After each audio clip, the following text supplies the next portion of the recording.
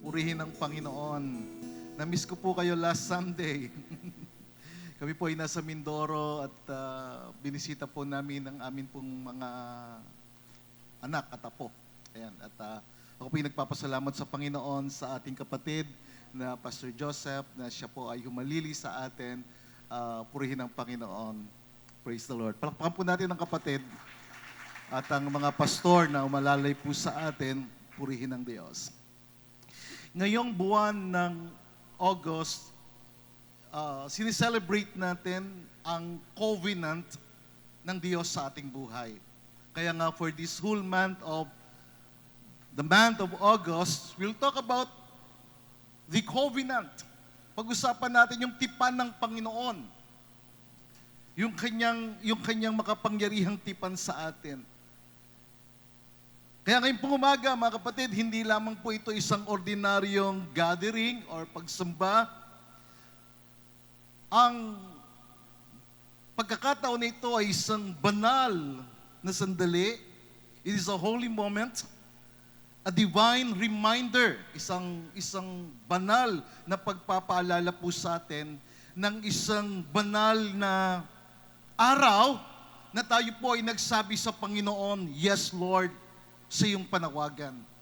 Yes, Lord, we entered into your covenant. Yes, Lord, we are one with you in your covenant. Ginawa po natin yan. Naalala niyo po, noong August 11, 2024, we made a covenant with the Lord. Amen? Na ang covenant natin sa Kanya, yung tipan natin sa Kanya, yung pangako natin sa Kanya, na tayo po ay mananatiling tapat sa ating Panginoong Jesucristo. Amen? Na siya yung ating Panginoon. Na tayo po ay nagbigay ng ating pong buong sarili, ng ating buong puso doon sa kanyang pagiging Panginoon sa ating buhay at mananatili tayong tapat sa aral ng Biblia.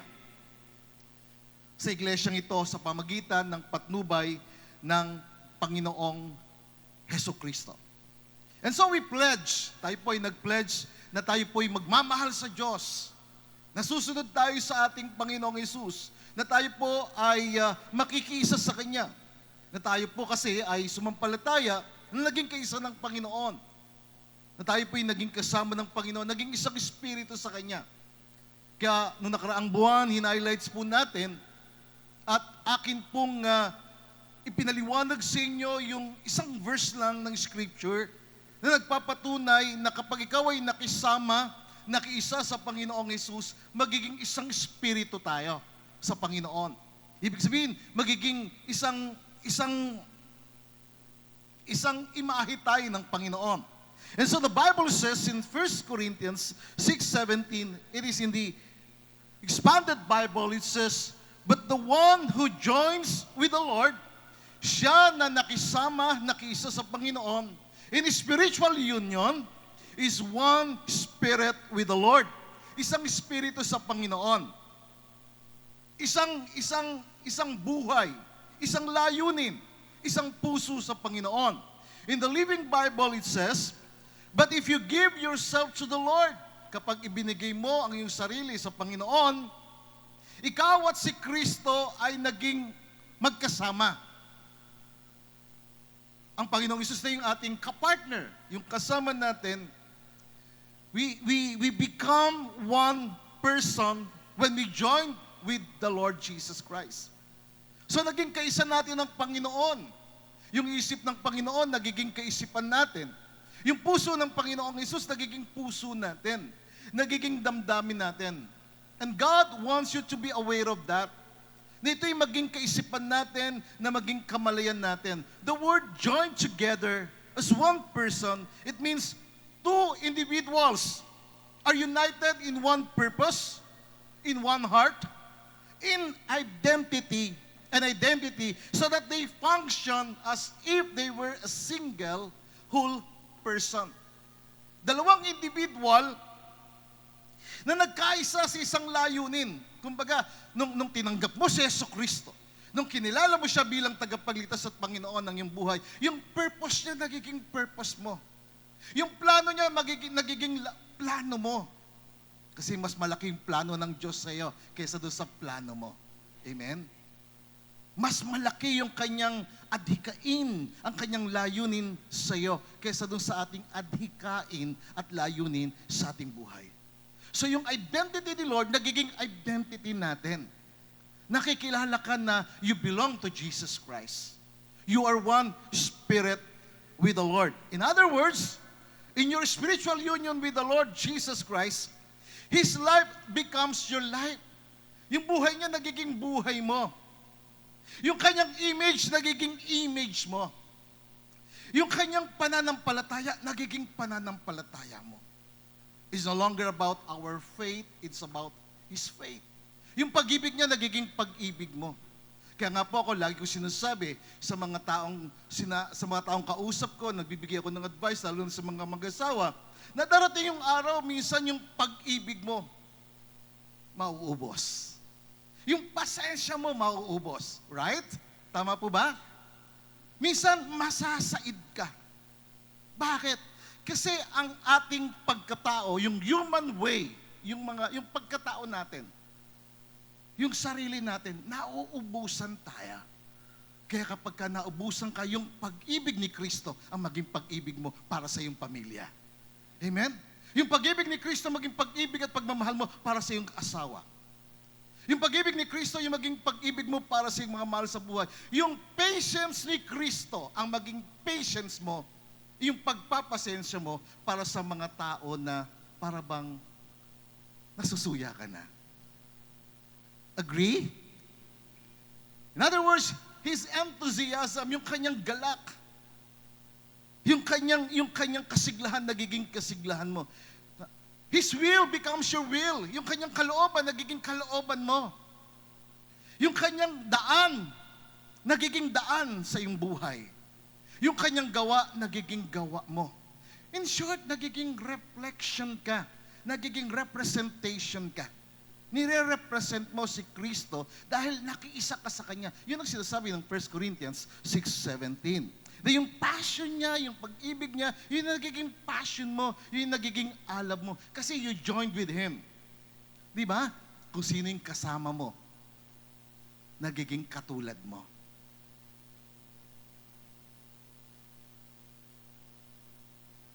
Are you with me? Pag ang kasama mo talagang palamura siya, nagiging palamura ka. Kung ang kasama mo masama, nagiging pasama ka. You should be careful. Mag-ingat tayo sa ating laging kasama. And in short, laging si Lord ang maging kasama natin.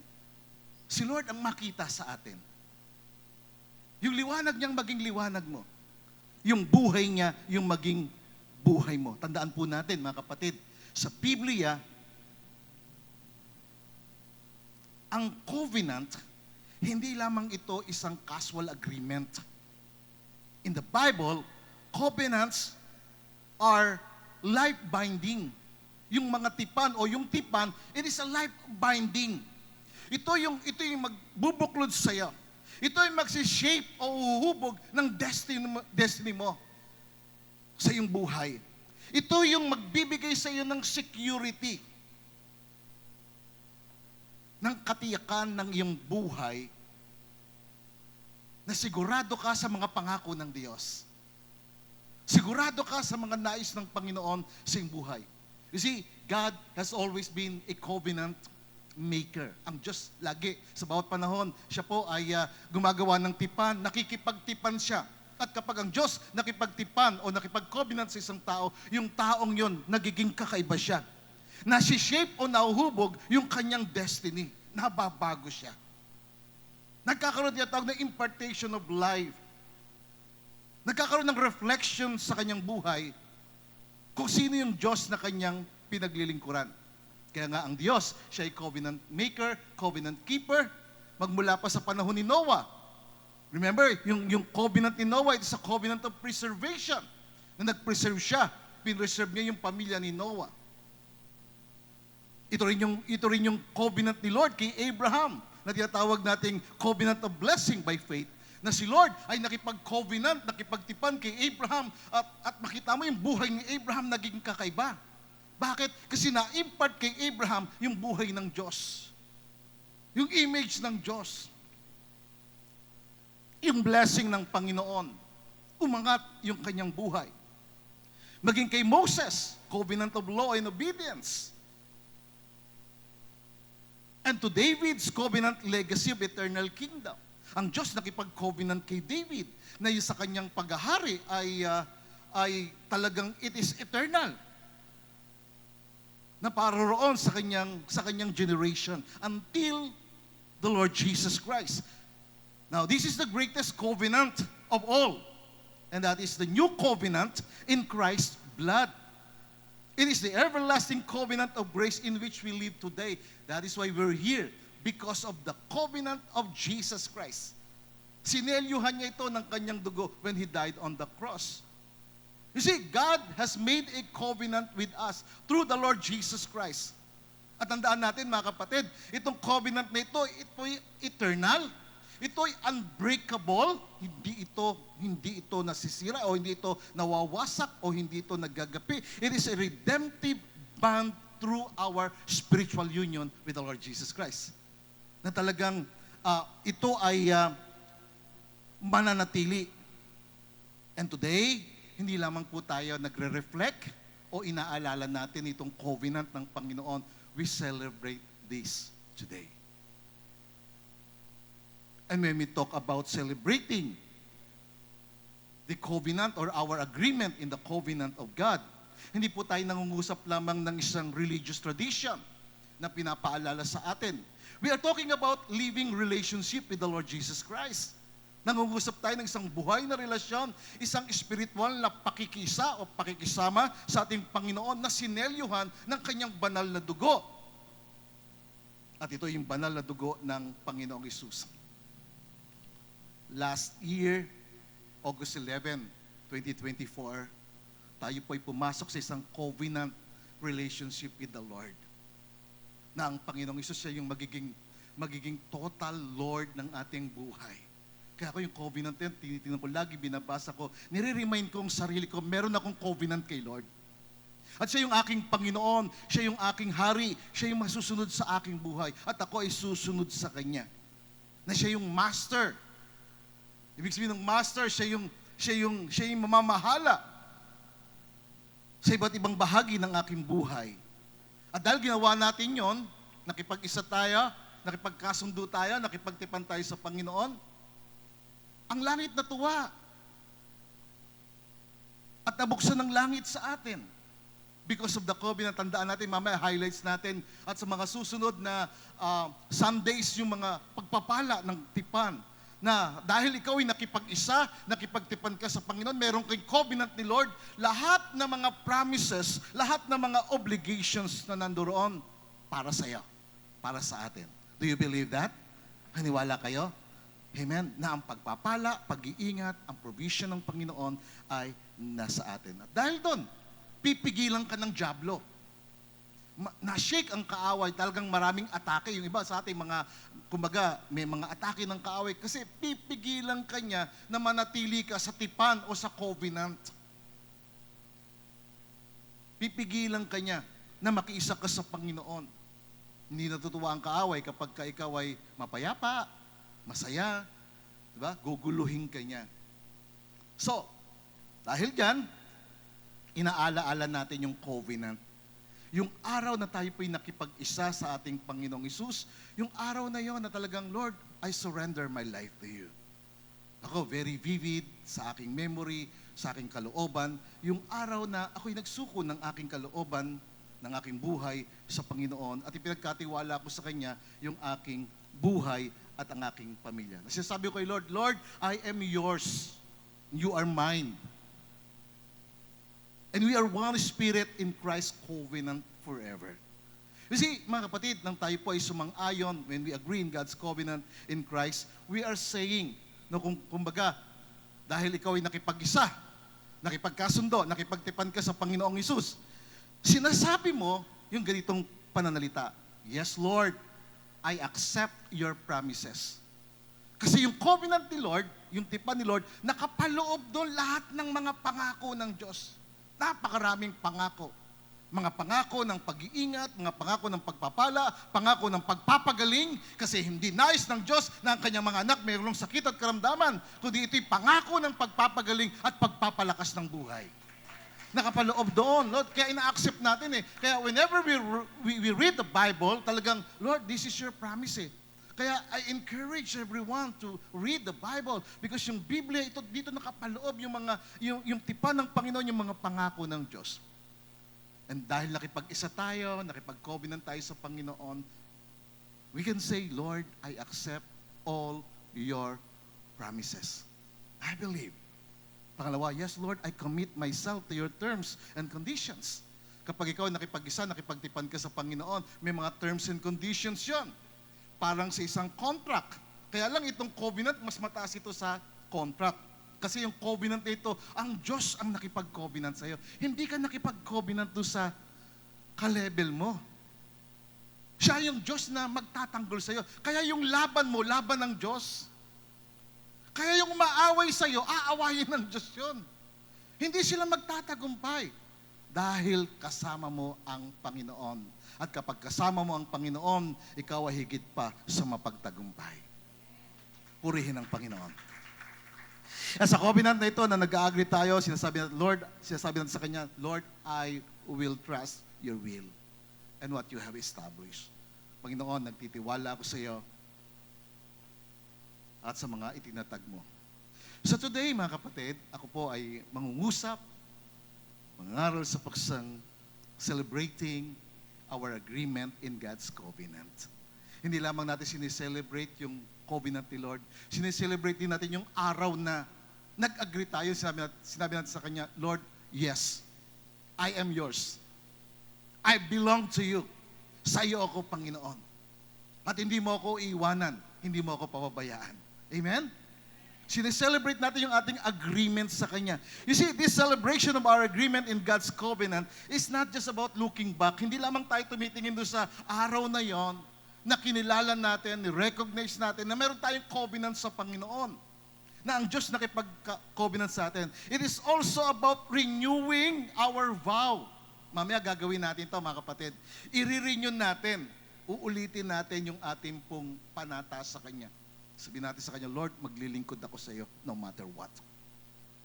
Kahit anong pagsubok, kahit anong atake, kahit anong gawin ng kaaway sa akin, mananatili ako sa iyo. Bakit? Kasi yung protection mo, nasa akin. Yung pag-iingat mo, nasa akin. Yung pagmamahal mo, nasa amin. Amen? Purihin ang Panginoon. I-renew natin itong ating vow, itong ating commitment, and then it's about reigniting our passion. Pag-alabin natin yung alab natin sa Panginoon. Yung apoy, yung pagniringas sa ating kalooban. Yung pagmamahal sa Kanya, pag-alabin natin.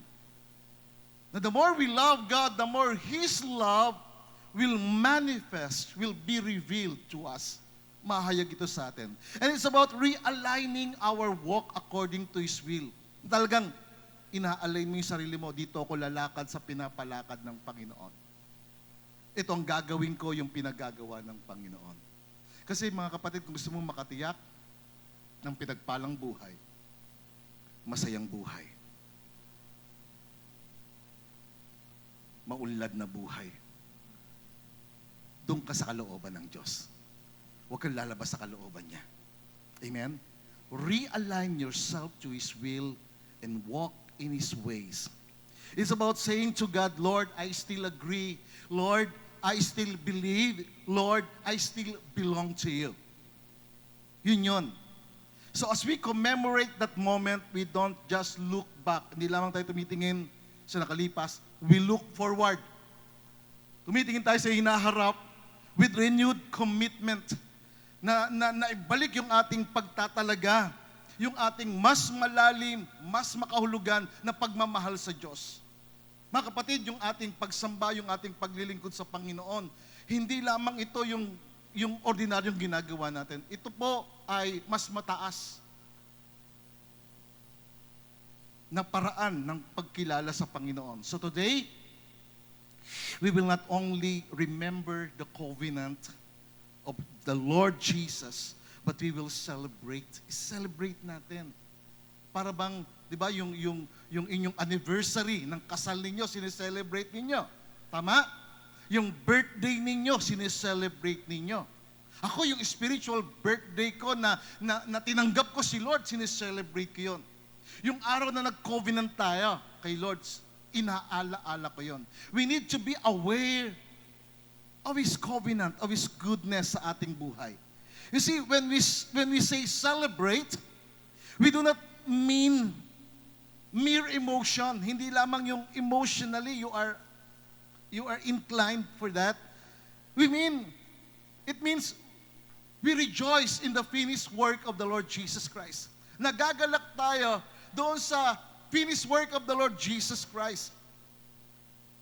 Na yung finished work of the Lord Jesus Christ, ito yung kanyang katagumpayan. Yes, may pagsubok. Yes, may kahirapan ng buhay.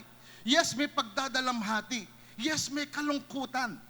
Pero you are more than a conqueror through Jesus Christ who loved us. Kaya nating pagtagumpayan lahat ng sakit at karamdaman. It's all about commemorating, remembering what Jesus has done for us. Ano ba yung ginawa ni Hesus Kristo para sa atin? It's about living it in a true and personal relationship to Him with gratitude and full of faith. Ito yung pamumuhay ng mayroong personal na relasyon at lubusang pasasalamat. That is why I am forever grateful for what Jesus Christ has done in my life. And you should be forever grateful. Dahil ang laki ng plano niya sa iyo. Ang laki ng kanyang nais na gawin sa iyong buhay. You see, it's not just about having this gratitude and having this full of faith. It's about knowing, you have this understanding, meron kang kaalaman, na ikaw ay nakikibahagi sa kanyang buhay. Nakikibahagi ka doon sa layunin ni Kristo sa iyo. Nakikibahagi ka o nakikiisa ka sa kanyang tagumpay sa iyo. Tayong mga Pilipino, dahil magaling na boksingero si Manny Pacquiao at kilala siya, nakiki-identify tayo sa kanya. Di ba? Yung kanyang victory din natin dahil Filipino tayo. Much more kay Lord Jesus. Yung kanyang victory, yung kanyang tagumpay, nakikiisa tayo doon. Why? Because we joined with the Lord Jesus Christ and we are one spirit with Him. We shared His life. Yung buhay na, nung tinanggap natin si Yesu Cristo, tinanggap natin yung kanyang buhay. And His life is the breath of life. That is the work of the Holy Spirit. In us and through us, we share in His life. And Jesus Christ is the surety of the covenant. This is it in Hebrews chapter 7, verse 22. Para lamang maging clear sa inyo na nang tayo nakipag-isa kay Hesus Kristo, nakipag-covenant tayo sa Kanya. Naging kaisa tayo ng Panginoon sa Kanyang covenant. Kaya nga sabi ng Hebrews 7:22, Jesus has become a surety of a better covenant. Pagka sinabing surety, siya yung katiyakan ng mas mataas na antas na tipan. Hindi ito yung covenant ni Noah o ni Moses, no? Ito yung covenant ni Jesus Christ sa atin.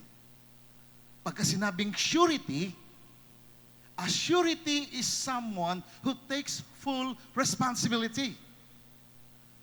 Pag sinabing si Hesus Kristo siya yung katiyakan, in other words, si Hesus Kristo yung magsasabi sa iyo, I take the full responsibility to ensure that the promises and obligations in a covenant are fulfilled. Tinitiyak niya. Kaya kung hindi pa nangyayari sa iyo yung ibang mga pangako ni Lord, no? Jesus is saying to us, Jesus is saying to you, He is the surety. Ibig sabihin, siya yung katiyakan. Kaya kapag hindi pa nangyari sa iyo yung meron ka pang sakit karamdaman, Lord, remind Him. Ipaalala mo sa Kanya yung Kanyang covenant. Si Hesus Kristo, yung katiyakan, yung surety ng covenant ng pagpapala at pagmamahal sa iyo. Amen? Do you believe that? Siya yung katiyakan. Walang ibang magbibigay sa iyo ng katiyakan, kundi si Jesucristo. Siya yung sentro ng langit. Siya yung sentro ng lahat ng pagpapala. Siya yung full expression of the Father. Si Jesus, hindi niya inimitate yung tatay niya, kundi siya yung expression ng Ama. Siya yung nagbibigay sa atin ng matinding katiyakan na maaaring mangyari sa iyo yung kanyang mga pangako. That's why Paul said in 1 Corinthians chapter 11, verse 23, and I prayed to the Holy Spirit that He will enlighten you of these scriptures. That the Holy Spirit will give you this revelation. That the Holy Spirit will enlighten you of what Paul, the Apostle, received from the Lord. Ano ba yung tinanggap niya sa Panginoon? Sabi niya, "For I received from the Lord what I also pass on to you." Sabi niya, tinanggap ko mula sa Panginoon kasi tumanggap siya ng full revelation, ng kapahayagan mula sa Panginoong Jesus. Hindi galing sa tao, mula sa Panginoon, yung kapahayagan ng kanyang tinanggap. Galing sa Panginoong Jesus mismo, yung revelation na ito. And he said, the Lord Jesus, on the night He was betrayed, He took the bread. Nung gabi na bago ipagkanulo ang Panginoong Isus, kumuha siya ng tinapay. And verse 24, He said, when He had given thanks, nung siya nagpasalamat, He broke it, at sinabi niya, yung tinapay na yun, sabi ni Jesus, mga kapatid, hawak ng Panginoong Isus yung tinapay, according to the revelation that He has given to Paul, the Apostle, sabi niya, this is my body. So yung tinapay na yon, katulad natin kanina, nagkaroon tayo ng communion. Yung tinapay na yon, it symbolized the body of Jesus Christ. And He said this is for you, para sa iyo tong tinapay na ito, na nagsisimbolo ng kanyang katawan. Gawin niyo ito bilang pag-aalala sa akin. Sabi niya, do this in remembrance of me. Kasi kapag tinanggap natin yung tinapay, tinanggap natin yung katawan ni Jesucristo. At ito yung sinasabi niya, pagka ginawa niyo ito, tinanggap niyo ito, gawin niyo bilang pag-alaala sa akin.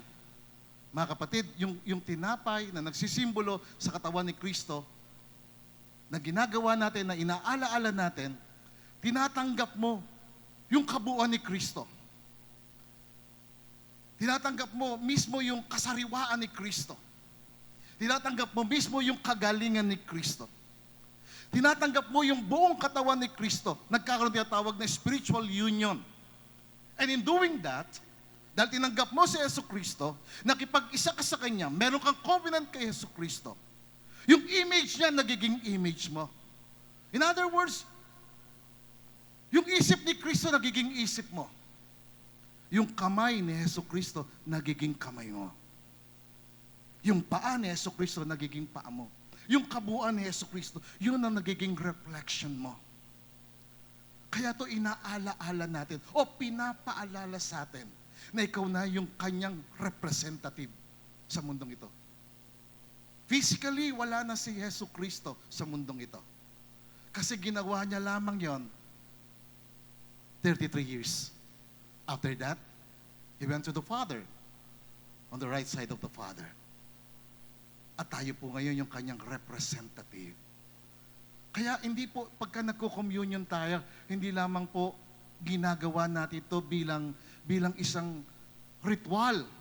Ako, everyday, nagko-communion ako. And everyday, nire-remind ko yung sarili ko, tinanggap ko si Kristo, nakipag-isa ako kay Kristo, meron akong covenant kay Kristo, and therefore, ako ay representative ni Kristo. Ako ay extension ng langit. Extension ako ng pag-ibig ni Kristo sa tao. Extension ako ng pagpapasensya ni Kristo sa tao. Kaya nga, ang sabi ko kanina, pag nauubusan ka na, pag nawawalan ka na ng sigla, balikan mo ito, alalahanin mo na tinanggap mo ang katawan ni Kristo, tinanggap mo si Jesucristo, ikaw ngayon ay kanyang reflection. Are you with me? Nagigets po ba natin? That is why si Apostol Pablo ang pinakamatinding naging representative ng Panginoon. Pinakamatindi. Actually, si Apostol Pablo, dapat kasama siya doon sa 12. Remember, di ba, nung nawala si Judas, nagmadali sila na pumili agad ng pwedeng isa na magiging kasama sa 12. At ang napili ay si Matias. Tama ba? Nagmadali sila. Pero si Pablo, siya yung tumanggap ng matinding revelation. Siya yung reflection. Kaya nga, whenever na si Paul ay pumupunta sa isang lugar, si Jesus Christ kasama niya. Si Jesus pumupunta sa lugar na yan. That is why, same with us, because you receive Jesus Christ, you are one with the Lord Jesus Christ. You are one spirit with the Lord Jesus Christ. Whenever you go to some place or other places, you are His representative to that place. Amen? Tagalogin natin, ikaw yung kanyang kinatawan. Ikaw yung kanyang katawan. Siya yung ulo. Kaya nga ang church is the body of the Lord Jesus Christ. The church is the body of Christ. Tayo yung kanyang katawan. Tayo yung kanyang representative. Ikaw ang kanyang representative sa pamilya mo. Ikaw ang magpapakilala sa pamilya mo kay Kristo. Amen? Hindi si pastor. Pwedeng gamitin si pastor, pwedeng gamitin yung mga leader dito, pero ikaw mismo. That is why you need to be aware of this revelation, of this insight. Do this, Jesus said, in remembrance of me.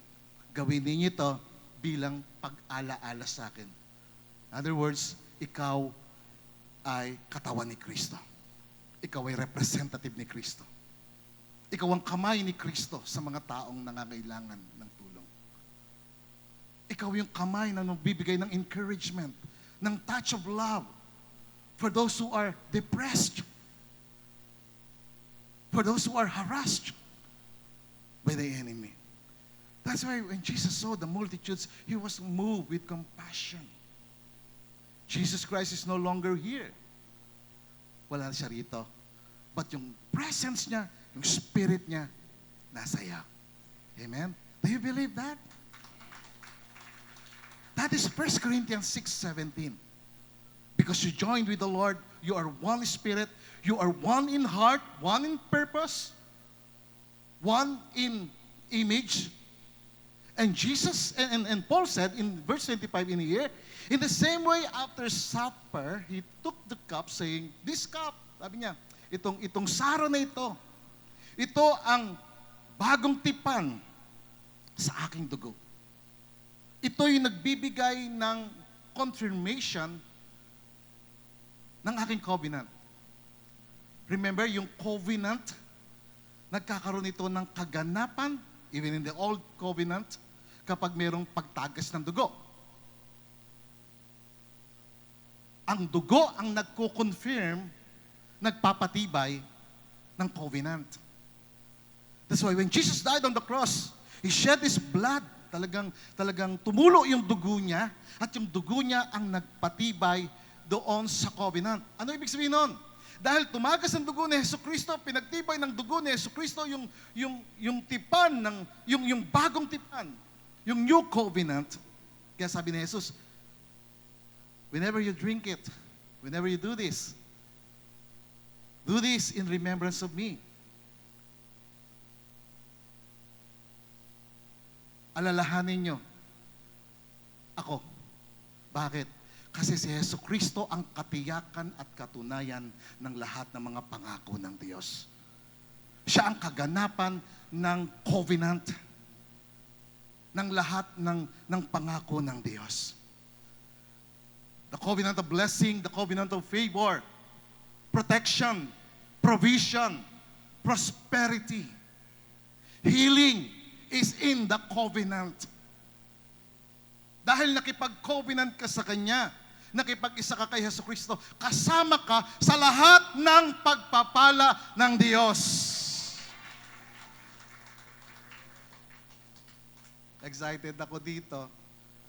And I pray that the Lord will excite your heart for you to have this clear understanding, for you to have the knowledge of God, the wisdom of Christ, and the revelation of the Holy Spirit about the revelation of the covenant.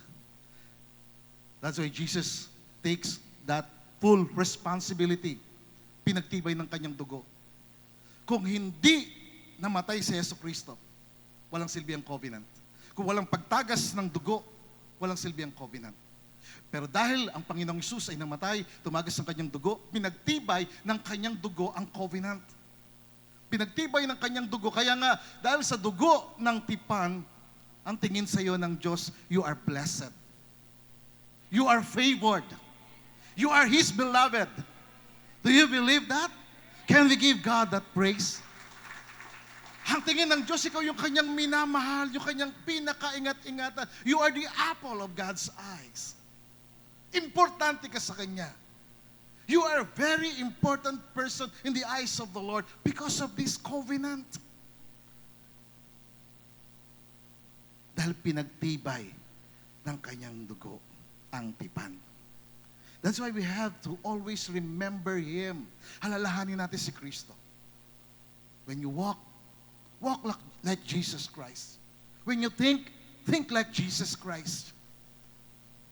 Because as we behold Him, we are being transformed into the same image.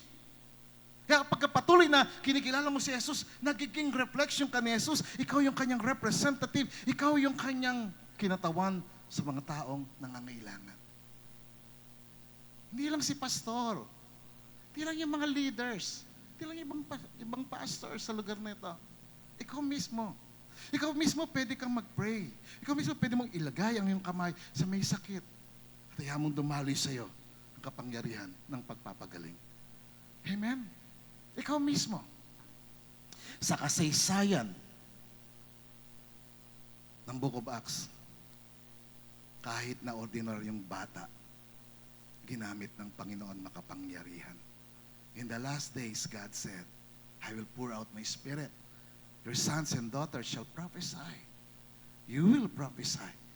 You will speak for the word of God because of this covenant. Young men shall see visions. Old men shall dream dreams. Kaya magkakaroon kami ng maraming pangarap pa. Kaya kay Lord, kapag tumanda ka, hindi ka magre-retire. Amen? Hindi ka magre-resign. Kundi magre-re-enlist ka. Lord, I'm here again. I still agree. I belong to you. Amen? You will use me for your glory. That's why we have to always remember Him that in His covenant sa kanyang tipan, tayo po ay isang espiritu niya, isang kasama niya, isang espiritu. Meaning, we are one in heart. We are one in purpose. Isa tayo sa layunin. Isa tayo sa identity. Therefore, His life becomes our life. Yung buhay niya, buhay natin. Ang kanyang katawan, katawan natin. Ang kanyang kagalingan, kagalingan natin. Ang kanyang kalusugan, kalusugan natin. Amen? Do you believe that? Ang kanyang kalooban, yun ang kalooban natin. Ang kanyang daan, yun ang daan natin, yun ang pamamaraan natin. Kaya kasi sinabi ng Panginoon sa lumang tipan, ang aking kaisipan, hindi nyo kaisipan, ang aking mga pamamaraan, hindi nyo pamamaraan. Pero pwede natin maging kaisipan at pamamaraan sa pamagitan ng ating Panginoong Jesucristo because we are in covenant with the Lord Jesus Christ. Amen? Can we give God that praise? Nagiging katulad tayo ni Kristo. Kaya nga, ito dapat na maging focus natin. Ito dapat na maging damdamin natin. Kaya sa mundong ito, maraming tinatawag na distractions. I-distract ka, ilalayo ka kay Kristo. Diba, nakita niyo si Peter, when Peter saw Jesus, sabi niya kay Jesus, nandun sa tubig, sa ibabaw ng tubig. Sabi niya, kung ikaw yan, Panginoon, hayaan mo akong lumakad sa tubig. At si Pedro, nakalakad siya sa tubig. Bakit? Nakatingin siya kay Yesu Cristo. Nakalakad siya sa himala at kapangyarihan ng Panginoon. Why? Because he looked to Jesus. He became one with Jesus. Kaya kapag kaisa ka, meron kang covenant kay Lord, ang daming pwedeng mangyari sa'yo. Ang daming mabubuting bagay, magandang bagay ang maaring mangyari sa'yo. Amen? Do you believe that? Now, the question today is this. Ano ba ang ating ipinagdiriwang sa tipan ng ating Panginoong Jesucristo? What are we celebrating? Bakit natin sineselebrate? Bakit ina-highlights natin sa buwan ng Agosto yung covenant? Ano ba meron sa covenant? Ano ba ang ginawa ng Panginoon sa atin sa pamagitan ng covenant? What are we celebrating in the new covenant? First, we celebrate the full forgiveness of our sins. Sineselebrate natin yung buong pagpapatawad ng Diyos sa atin. Ako, sineselebrate ko yun. Bakit? Kasi alam niyo po, sabi ng Biblia, sa taong masama, sa taong namubuhay sa kasalanan, walang kapayapaan. Are you agree? Do you agree? Do you believe that? Pagka may masama kang ginawa, hindi ka payapa. Pag nagsinungaling ka, aligaga ka. Kaya ako alam ko kung sino nagsisinungaling at hindi. Sa gumagawa ng masama, walang kapayapaan. In this covenant, when Jesus shed His blood, the blood covers our sins. Pinatawad niya tayo. Hebrews chapter 8, verse 10 to 12, mabilis lang to mga kapatid. This is the covenant God said, I will establish with the people of Israel. People of Israel, sabi niya, ito yung covenant ko na aking tinatag. Sa panahon na yan, sabi ng Panginoon, ilalagay ko ang aking batas sa iyong kaisipan. Isusulat ko ang aking batas sa kanilang mga puso. Ako ang magiging Diyos nila, sabi ng Panginoon, at sila'y magiging aking bayan. Walang sino man magtuturo sa kanila na magsasabing, kilalanin niyo ang Panginoon, sapagkat lahat makikilala ang Panginoon mula sa pinakamababa hanggang sa pinakamataas. In verse 12 it says, for I will forgive their wickedness and will remember their sins no more. Patatawarin ko sila sa lahat ng kanilang kasamaan at hindi ko naaalalahanin ang kanilang mga kasalanan. But take note, Pastor, in verse 10 sabi diyan, this covenant that I will establish with the people of Israel. Balikan natin yon, verse 10. This is the covenant I will establish with the people of Israel. Pastor, sa bayan ng Israel yan. Kasama ba tayo yan? It says in Hebrews chapter 10, verse 15, sabi ng Holy Spirit, the Holy Spirit testifies, kanino? To us. Pakisabi sa katabi mo, ang Banal na Espiritu nagpapatotoo sa'yo. Sa'yo. Sa akin. The Holy Spirit testifies. Ang Banal na Espiritu nagpapatotoo. At sabi niya, this is the covenant I will make with them after that time, says the Lord. Same with Israel, sabi ni Lord, I will put my laws in their hearts and I will write them on their minds. In other words, ang bawat isa, isusulat ng Panginoon sa ating puso, sa ating kalooban, sa ating kaisipan, ang kanyang mga alituntunin, ang kanyang mga instructions. And in verse 17, pakibasa ng malakas sabay-sabay. Ready, go!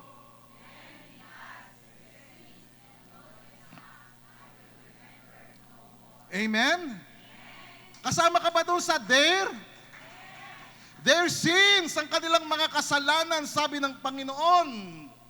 At ang kanilang mga maling gawa, hindi ko naalalahanin. That's why we celebrate covenant. We celebrate the love of Jesus, why Jesus died on the cross, why Jesus shed His blood. Ang dugo ni Kristo ang nagpatibay sa covenant. Nagagawin ng Diyos. Isasakatuparan ng Diyos ang kanyang mga pangako. Because Jesus is the surety of the covenant. Meaning, He takes full responsibility of the promises and obligations na kailangan magkaroon ng kaganapan. That's why we celebrate covenant. We celebrate the love of God. Why? Because of full forgiveness of our sins. Amen? Pinatawad ka na. Pakisabi sa katabi mo, pinatawad ka ng Panginoon. Past, present, and future. Basta nakakagawa pa rin ako ng kasalanan. Normal yun. Nandito pa tayo sa flesh eh. Pero hindi mo intention na gumawa ng kasalanan. Iba yung nakakagawa ka ng kasalanan na hindi mo intensyon. Iba yung ginawa mo yung kasalanan na intentional. Pag ginawa ng isang tao yung kasalanan na intentional at meron siyang relasyon kay Jesucristo, intentional ang ginawa niya, hindi totoo yung kanyang ugnayan kay Jesucristo. That's why I want you and God wants you to have this full and meaningful, deep and meaningful relationship with the Lord Jesus Christ. Kapag naintindihan mo yung pagmamahal niya sa iyo at ikaw ay nagmahal sa Kanya, hindi mo sasaktan ang Kanyang damdamin. Pag mahal mo ang asawa mo, meron kang karelasyon, hindi mo sasaktan yung Kanyang damdamin. Bakit? Because you are one. You are in agreement. In other words, you are in covenant. Amen? At sabi ng Psalm 103 verse 12, it says, as far as the east from the west, so far, He has removed our transgressions from us. Inalis niya sa atin ang kasalanan. May mga taong hindi makatulog dahil may kasalanan. May mga taong aligaga, hindi panatag dahil may kasalanan. Kaya sabi ng Biblia, sa taong nabubuhay sa kasalanan, walang kapayapaan. Pero dahil kay Kristo, merong kapatawaran. Amen? Purihin ang Panginoon. Pangalawa, we celebrate a new identity. That's why we celebrate covenant, because we celebrate a new identity. Sabi sa Genesis 17 verse 4, God said, as for me, this is my covenant with you. Sinabi niya ito kay Abraham. Itong aking tipan sa iyo. You will be the father of many nations. No longer, God said, no longer your name will be called Abram. God said, your name will be Abraham, for I have made you a father of many nations. Now, the name Abraham means exalted father. But God changed his name because of the covenant. He became the father of many nations. God's covenant changed his name to match his destiny. Binago ng Diyos ang pangalan ni Abraham para ito ay mag-match sa destiny ng kanyang buhay. Even si Sarah na kanyang asawa, ang kanyang pangalan ay Sarai, ibig sabihin strong woman. But she became Sarah, meaning mother of all nations. You see, God's covenant upgraded her role and her purpose. In-upgrade ni Lord yung kanyang gampanin. Even si Jacob, na apo ni Abraham. Sa Genesis 32 verse 28, Jacob means supplanter, deceiver. But God changed his name to Israel because of the covenant. Pastor sila yon eh. You see, God's covenant will change your identity. Meron na tayong bagong pangalan ngayon. Dati hindi ka anak ng Diyos. Ngayon, anak ka na ng Diyos nung tinanggap mo si Jesucristo. Right? At sabi ng Bible, ang sino mang nakipag-isa kay Jesucristo ay magiging isang bagong nilalang. In covenant, we have a new name. You are now called a child of God. John chapter 1 verse 12. We have a new status. Ephesians 1 verse 1, from sinner to saint. That's why we are saint in the eyes of the Lord. We're no longer sinner. Because of Jesus Christ, we became saints. Naging santo tayo. Hindi kayo kakanonize para maging santo. You're already a saint. Ikaw mismo ay santo na or santa. Kaya lang nahihiya kang tawagin na katulad ni Pastor Mark, tawagin natin Santo Mark, di ba? Parang mag-isip ka, santo ba yan? Ganun eh. Well, spiritually speaking, santo siya. Santa Karen, di ba? Parang ano eh. Di ba? So, sa nagkakaroon ng panibagong status. Hindi ka lamang anak ng Diyos, may panibagong status. We have a new nature. Ezekiel 36:26-27, yung batong puso, pinalitan ng pusong laman. Ako dati, matigas ang kalooban ko, pusong bato ko eh. Pagka nakagawa ako ng kasalanan, natutuwa pa ako eh. But when I encountered the Lord, nagkaroon ako ng covenant sa Kanya. Nagkaroon ako ng pusong laman. Soft. And 2 Peter chapter 1 verse 4, it's about having a new nature. We become partakers of the divine nature. Na yung nature ng Diyos, naging nature natin. Hindi nangangulugan na ikaw ay magiging Diyos. Ibig sabihin, yung kanyang ugali, yung kanyang attitude, yung kanyang character, nagiging character mo, binabago kanya. Kaya sabi ng Bible, if anyone is in Christ, he is a new creation. Pag ang isang tao na kay Kristo, totoong na kay Kristo, totoong nakipag-isa kay Yesu Kristo, nagiging bago. Unless na hindi siya nakipag-isa. We have a new purpose. 2 Corinthians chapter 5 verse 20, we are called to represent Christ as an ambassador. We are His ambassadors. Tayo po ay kinatawan ng Panginoon. Tayo po ay Kanyang ambassador.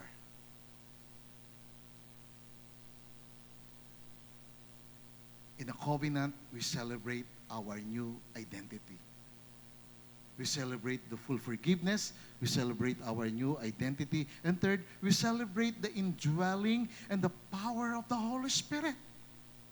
In a covenant, it says in Isaiah 59 verse 21, God said, the Lord said, "As for me," sabi ni Lord, "saghan ng akin." Sabi niya, "Ito ang aking tipan. This is my covenant with them." Sabi niya, "My spirit who is upon you, and my words which I have put in your mouth shall not depart from your mouth.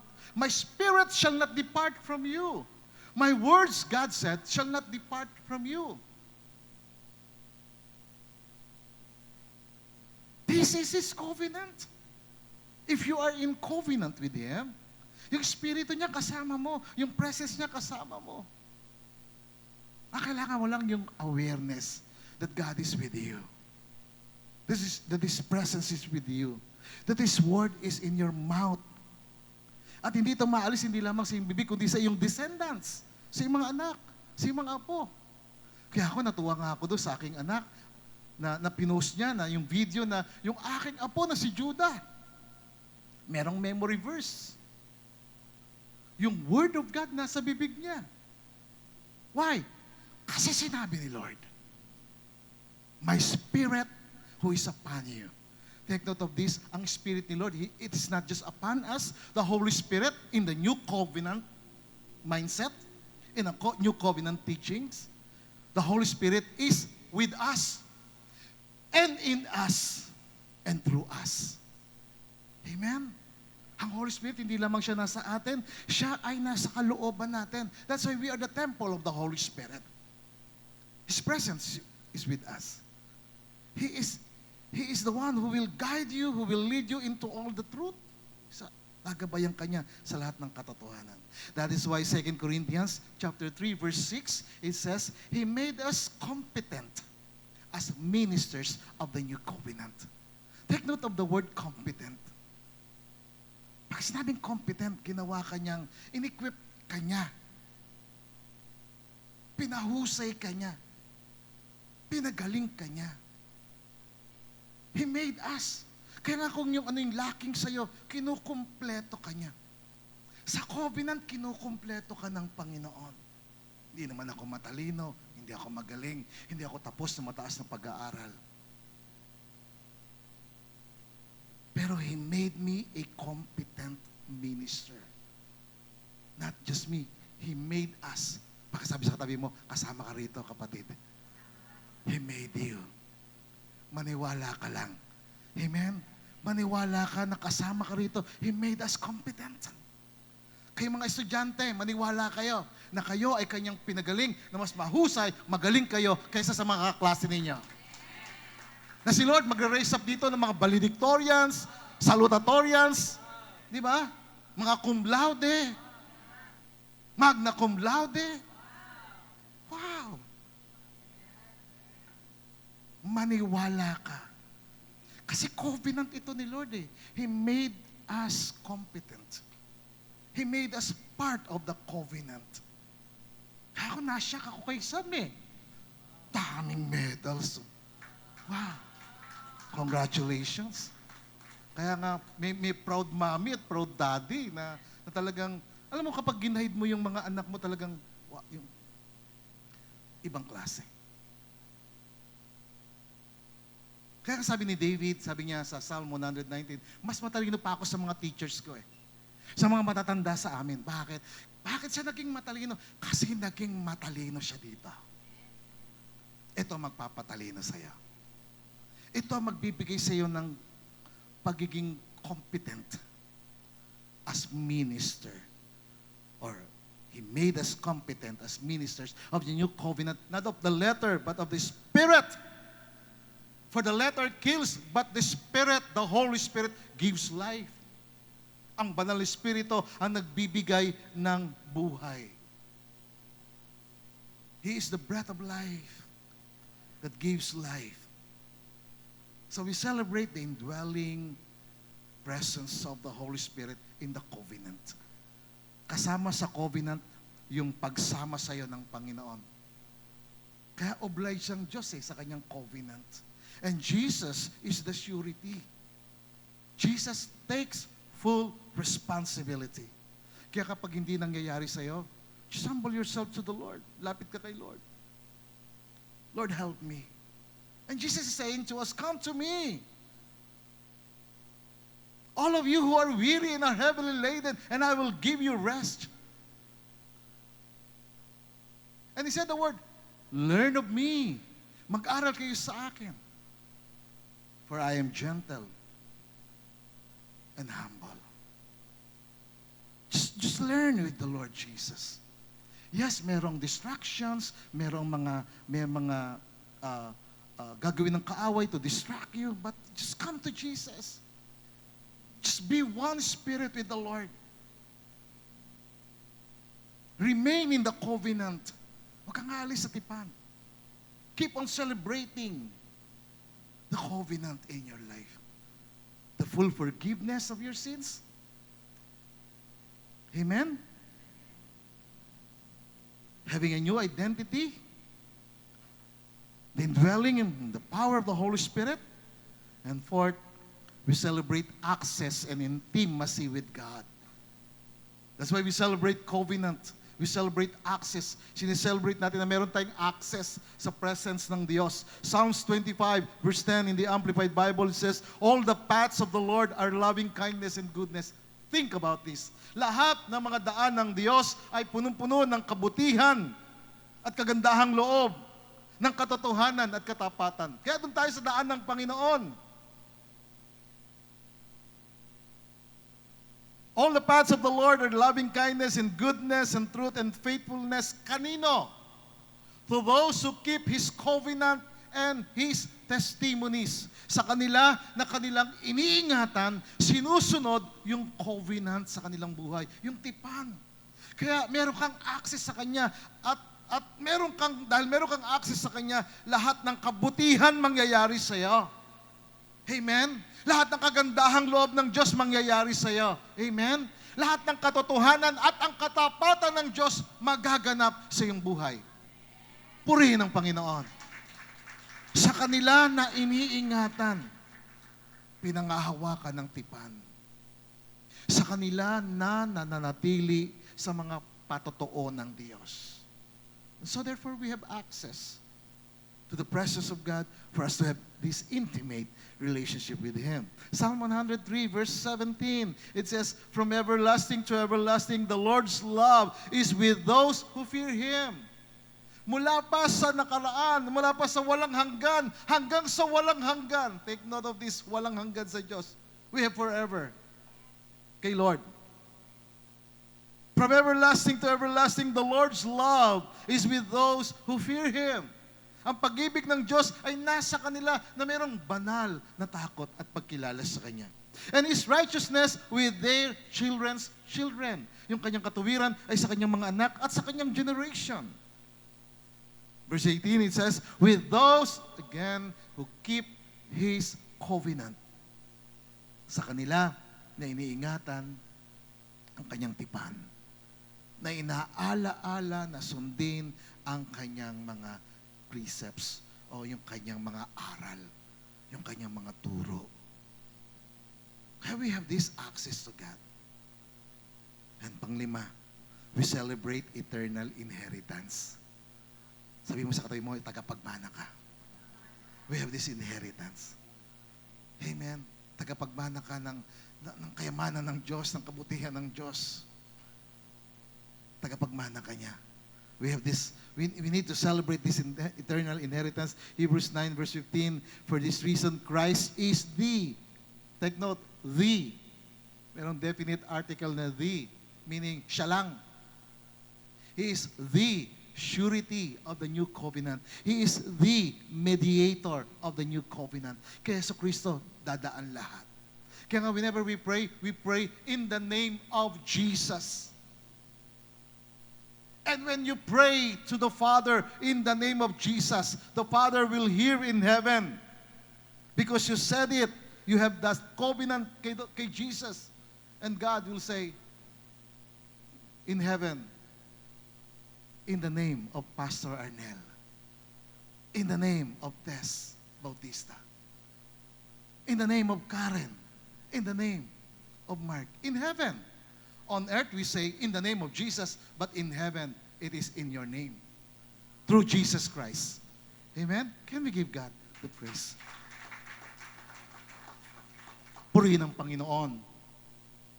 Christ is the mediator of the new covenant of those who are called may receive the promised eternal inheritance.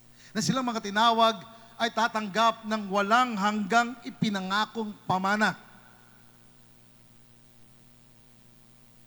Now that He died as a ransom, because Jesus died, because Jesus shed His blood to set them free from the sins committed under the first covenant. Mga kapatid, ang kasalanan ang pumipigil, humahadlang para ang Diyos hindi makakilos. But because of what Jesus has done, because of the covenant, we receive full forgiveness. Inalis niya yung kasalanan sa atin. Kaya you have this access. Meron tayong access sa Kanya. Meron kang access sa mayamang biyaya ng Diyos at pakisabi sa katabi mo, bukas ang langit sa iyo. Bukas ang pintuan ng langit sa iyo. Bukas ang bintana ng langit, ang Diyos nakatingin sa iyo. Hinihintay ka lamang niya na humingi sa Kanya ng mga bagay na kailangan mo sa iyong buhay. Kung nagkukulang ka sa karunungan, kaalaman, hingi ka sa Kanya ng karunungan, ng katalinuhan. Kung nagbabasa ka ng aklat ninyo sa isang subject ninyo at hindi mo maintindihan, sabi mo, Lord, hindi ko ito maintindihan. And the Lord will give you that knowledge and understanding. Amen? You see, the covenant includes eternal life, of course, resurrection, provision, prosperity. Nakapaloob sa covenant. That's why in Colossians 3:24, basahin ninyo ng malakas, sabay-sabay, ready, go. Knowing that from the Lord, you will receive the reward of the inheritance. Why? For you serve the Lord Christ. Amen? Sino naman tatanggap ng reward?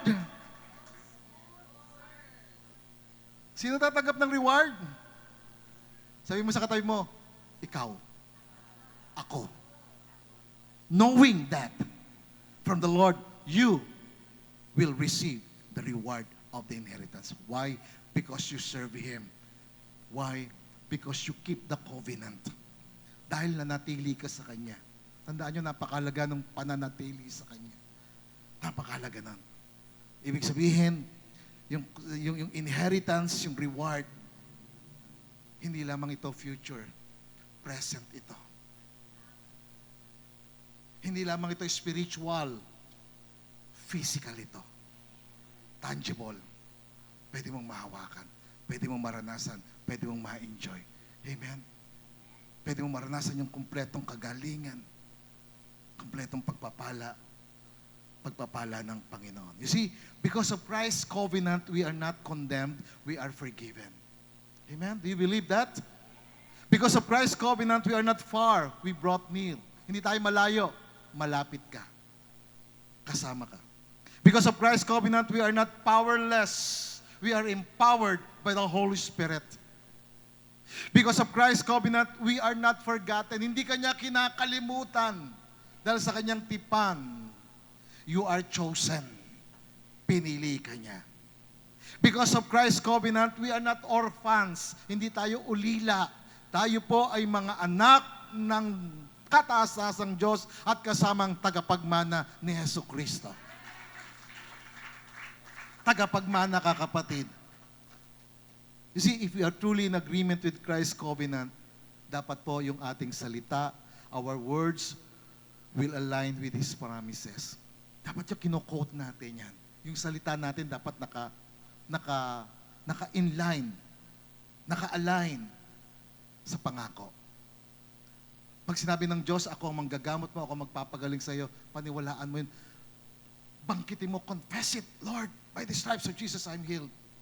Never ever speak negative words. Align your words with the promises of God. That's why I keep on telling everyone, read the Bible every day. Basahin mo ng basahin hanggang sa ma-inculcate, maukit sa iyong puso, sa iyong kalooban, yung mga pangako. If we are truly in agreement with Christ's covenant, our lives will reflect His character. Kapag ikaw ay totoong nakipag-agree kay Jesus, yung iyong pamumuhay, nagre-reflect doon yung mabuting pag-uugali. And our mission will be His mission. Ang mission ni Lord, mag-disciple, mag-win ng souls. At tandaan natin mga kapatid, huwag nating i-claim ang covenant, ang pangako, kapag namumuhay tayo sa kasalanan. Kapag intentional na ginagawa natin ang kasalanan. Dahil alam ng Diyos yun. That's why God said in Psalm 50 verse 16, sabi niya, to the wicked person, God says, what right have you to recite my laws or take my covenant on your lips? Sabi niya sa masama, anong karapatan mo na banggitin mo ang aking mga salita, ang aking mga batas, at banggitin ang aking tipan sa iyong bibig. Kaya sa mga taong gumagawa ng kasalanan intentional, wala silang karapatan. Pero ikaw, na nakipag-isa sa Panginoong Hesus, because you joined with the Lord, and you are one spirit with the Lord, He takes full responsibility for the fulfillment of His promises and His obligations for you. Takes full responsibility. Kaya sa masama, walang magagawa ang Diyos unless na yung masama tumalikod sa kasalanan. At sa mga nakipagtipan sa Panginoon, matindi ang gagawin ng Diyos sa'yo. Pakisabi sa tabi mo, matindi ang gagawin ng Panginoon sa'yo. Mahalin mo lang ang kanyang salita, mahalin mo at sundin ang kanyang salita. You see, when we enter into God's covenant in Christ, we agreed to live under His Lordship. Kapag tayo po ay nakipagkasundo sa Panginoon, tayo po ay sumasang-ayon, Lord, Ikaw ang aking Panginoon. Tayo po ay sumasang-ayon na lalakad tayo sa kanyang mga pamamaraan. We agreed to walk in His ways and we agreed to trust in His promises. So today, mga kapatid, dahil narinig natin itong mga pangako, because we celebrate, we commemorate the covenant, tayo po ngayong umaga ay magre-renew ng ating covenant sa Kanya. Alam niyo po sa Biblia, sa panahon ni Joshua, in Joshua chapter 24, kinausap niya yung bayan niya, kung sino dapat paglingkuran. Si Nehemiah sa kanyang panahon, kinausap niya ang kanyang bayan, ang mga tao, kung sino dapat nilang paglingkuran. So today, we will renew our commitment to God, to be His faithful covenant people. We will renew our covenant through remembrance. Aalalahanin natin itong covenant through remembrance Naalalahanin natin yung ginawa ni Kristo sa atin na tayo kaisa niya. Tandaan mo, kapag ikaw ay nakipag-isa kay Yesu Kristo, panalo ka. Majority ka na. Hindi ka minority. And we renew our covenant through repentance. Kung may kasalanan tayo, may tayong ginawang hindi tama, just return to Jesus. Return to our first love. Balik tayo sa Kanya. At kung ikaw ay nadadivert ka ng mga bagay ng mundong ito, ng kasalanan, just go back. Just return to Him. Nung nagkaroon kami dito ng prayer and fasting, sa Hosea, sinabi doon na, just return to the Lord. And He will heal you. For you to live in His presence. And third, to renew our covenant, we renew our covenant through correct commitment of our life to Jesus Christ. Mag-recommit tayo ng ating buhay sa Kanya.